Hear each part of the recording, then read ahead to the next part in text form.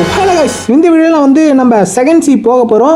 So இப்போ நம்ம லெவலில் பார்த்தீங்கன்னா கரெக்டாக 1 லெவல் அவே ஃப்ரம் 700. ஸோ 700 லெவல்லேருந்து ஒரு லெவல் கம்மியாக இருக்குது. நீங்கள் ஃபஸ்ட்டு சியில் இருந்துட்டு 700 லெவல் ரீச் ஆகிட்டிங்கன்னா நீங்கள் வந்து அதுக்கப்புறமா செகண்ட் சி போகலாம். அதுக்கு வந்து சில பல கொஸ்டெல்லாம் பண்ண வேண்டி இருக்குது. ஸோ ஃபஸ்ட்டு வந்து 700 லெவல் ரீச் ஆகிடுவோம். ஸோ ரீச் ஆனதுக்கப்புறமா செகண்ட் சி எப்படி போகிறதுன்னு பார்ப்போம். அப்புறமா செகண்ட் சி போயிட்டு நம்மளோட ஃபஸ்ட்டு ஸ்பின்னையே அங்கே போட்டுடலாம். ஸோ வாங்க ஃபஸ்ட்டு செகண்ட் சி போவோம். ஸோ இப்போ ஒரே ஒரு லெவல் தான் இருக்குது. நான் கிரைண்ட் பண்ணிட்டு உங்கள் எல்லாத்தையும் வந்து பார்க்குறேன்.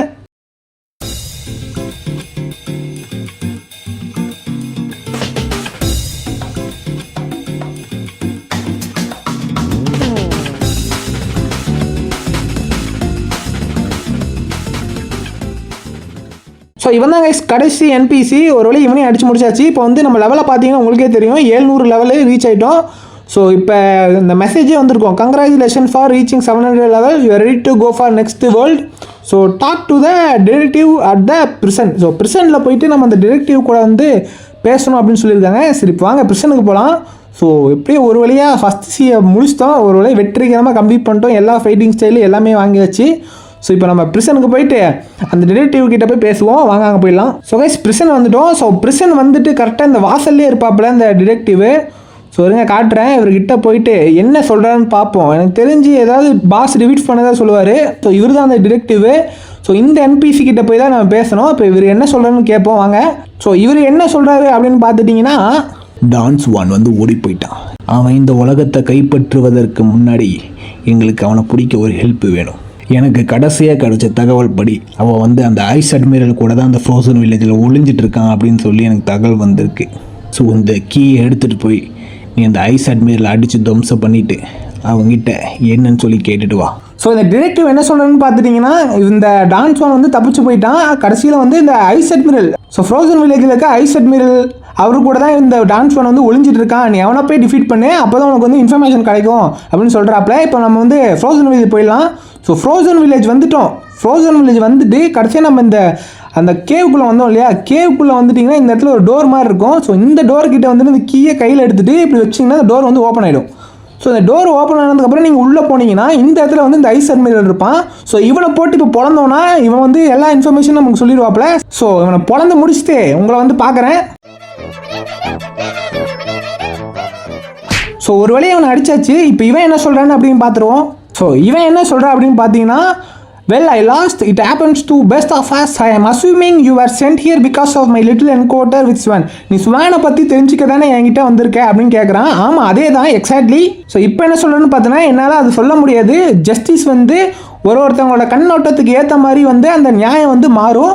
But you have to believe me, நீ வந்து என்னை நம்பி தான் ஆகணும். நான் வந்துட்டு சொல்கிறேன், நானும் டான்ஸ் வானை வந்து தடுக்க தான் முயற்சி பண்ணேன் அப்படின்னு சொல்கிறாப்புல. இவரும் நமக்கு ஹெல்ப் பண்ண தான் பார்த்துருக்காரு. ஆனால் டான்ஸ் ஒன் என்னன்னு தெரியல. இருங்க அடுத்து என்ன சொல்கிறான்னு பார்ப்போம். ஸோ அடுத்து என்ன சொல்கிறாருன்னா, நீ பாரு, என்னோட பழைய ஃப்ரெண்ட் மேக்மா அட்மிரல் வந்து டிராகன் எம்பரோட ஒரு டீல் வச்சுருக்கான். அதாவது டான்ஸ் ஒன் வந்து எஸ்கேப் ஆகி இந்த உலகத்தில் ஃப்ரீயாக சுற்றணும் அப்படின்னு சொல்லிட்டு ஒரு டீல் போட்டிருக்காங்க. அப்புறமா அது மட்டும் இல்லாமல் டிராகன் எம்பரர் வந்து ஒரு பிஸ்னஸ் மேக் பண்ணுறான். அதாவது ஆர்டிஃபிஷியலாக பிளாக் சூட்டை வந்து கிரியேட் பண்ணுற மாதிரி ஒரு பிஸ்னஸ் இது பண்ணுறான். அதுக்கு வந்து ஸ்வான்டான் வந்து ஹெல்ப் பண்ணணும், ஹேப்பன் டு பி இந்த அந்த ஆப்ரேஷனில் இருக்கணும் அப்படின்னு சொல்லிட்டு சொல்கிறாப்புல. ஸோ இது தெரிய வந்ததுனால தான் நம்ம ஐஸ் அட்மிரல் வந்து என்ன பண்ணியிருக்காருன்னா, அந்த டான்ஸ் வான் வந்து நிறுத்தியே ஆகணும் அப்படின்னு சொல்லி ட்ரை பண்ணியிருக்காரு.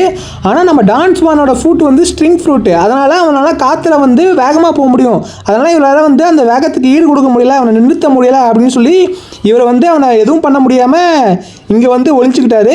ஸோ இப்போ வந்து நீ எங்களுக்கு உதவி செய்யணும் அப்படின்னு நினச்சின்னா நீ வந்து இப்போ செகண்ட் சி போயே ஆகணும். செகண்ட் சி போயிட்டு அவனை ஃபைண்ட் பண்ணி அவனை கில் பண்ணணும்.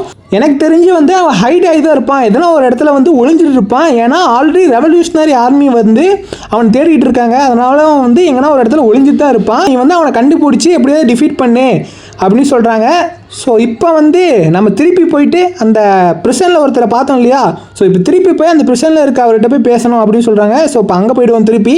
ஸோ பிரிசன் வந்தாச்சு. ஸோ திருப்பி போய் இவர்கிட்ட பேசுவோம். இவர் என்ன சொல்கிறான்னு பார்ப்போம். ஸோ இவர் என்ன சொல்கிறான்னு பார்த்தீங்கன்னா, ஓ அப்படியா சரி, அப்போ எனக்கு தெரிஞ்சு டான்ஸ் ஒன் வந்து கன்ஃபார்மாக செகண்ட் சியில் தான் இருக்கணும். ஸோ எனக்கு வந்து ஒரு கேப்டனை தெரியும், அவன் வந்து உன்னை செகண்ட் சிக்கு கூப்பிட்டு போவான். நீ மிடில் டவுனுக்கு போனா அந்த கேப்டன் வந்து அங்கே இருப்பான், நீ அவங்ககிட்ட போய் பேசு, அவர் வந்து உன்னை செகண்ட் சிக்கு கூட்டிகிட்டு போவார், உனக்கு வந்து ஆல் த பெஸ்ட் அப்படின்னு சொல்லி வழி அனுப்பி வைக்கிறாப்புல.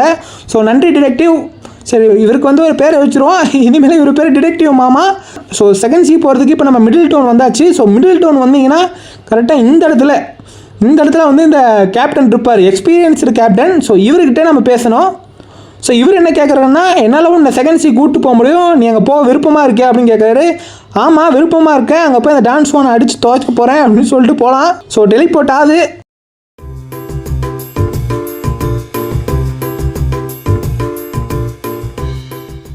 ஸோ ஃபைனலி கைஸ் நம்ம வந்து இப்போ செகண்ட் சி என்ட்ரி ஆக போகிறோம். ஸோ என்னவா போகலாம், பைரட்டாக போயிடுவோம் எப்பயும் போல். இப்போ ஒரு வழியாக கஷ்டப்பட்டு கிரைண்டிங் பண்ணி நம்ம எல்லோரும் செகண்ட் சி வந்தாச்சு. ஸோ இந்த செகண்ட் சி வந்துட்டு நம்ம ஒரு ஃப்ரூட் ரோல் பண்ணாமல் இருந்தால் தப்பாயிடாதா? ஸோ வாங்க டேரெக்டாக இப்போ காச்சா கிட்ட போயிட்டு ஃபஸ்ட்டு நம்ம செகண்ட் சி வந்து ஃபஸ்ட்டு ஃப்ரூட் ரோல் பண்ண போகிறோம். சரி வாங்க அங்கே போய் பார்த்துடலாம். ஸோ கைஸ் ஒரு வழியாக சுற்றி முற்றி தேடி இந்த காச்சாவை எல்லார்ட்டையும் கேட்டு கண்டுபிடிச்சிட்டேன். இவனை தேடி கண்டுபிடிக்கிறதுக்கே ரொம்ப நேரம் ஆகிடுச்சு. இவன் மண்டையில் 2 அடியை போட்டு செகண்ட் சியில் நம்ம ஃபஸ்ட்டு ரோலில் போட்டுற வேண்டியதான். ஸோ இங்கே எவ்வளோ காசு கேட்குறான்? 1,30,000 கேட்குறான். போனால் போயிட்டு தொலைது போடுவோம். என்ன ஃப்ரூட்டுன்னு பார்ப்போம். கைஸ் எப்படியும் நமக்கு வந்து பெயின் ஃப்ரூட் கிடச்சிச்சு கைஸ். ஒரு வழியாக ஃபஸ்ட்டு சீலை விட நமக்கு செகண்ட் சீல தான் லக்கு அதிகமாக இருக்குது. நமக்கு வந்து பெயின் ஃப்ரூட் கிடச்சிருக்கு. ஸோ ஒரு நல்ல ஃப்ரூட்டு. ஸோ இந்த ஃப்ரூட்டை நம்ம ட்ரேட் பண்ணி புதா ஃப்ரூட் வாங்க ட்ரை பண்ணலாம். ரொம்ப ஈஸியாகவே கிடச்சிரும். ஸோ அவ்வளோதான் கைஸ், இதோட இந்த வீடியோ முடிஞ்சிச்சு. ஸோ அடுத்த வர வீடியோலாம் உங்களை பார்க்குறேன். ஸோ மறக்காமல் நம்ம சேனல் லைக் பண்ணி சப்ஸ்கிரைப் பண்ணிக்கோங்க. அப்போ தான் நம்ம கிடைச்ச மாதிரி லக்கு உங்களுக்கு அடிக்கும். ஸோ மறக்காமல் சப்ஸ்கிரைப் பண்ணிக்கோங்க. ஏன்னா செகண்ட் சீல பண்ணுறதுக்கு நிறைய விஷயம் இருக்குது. ஸோ வரட்டாமே.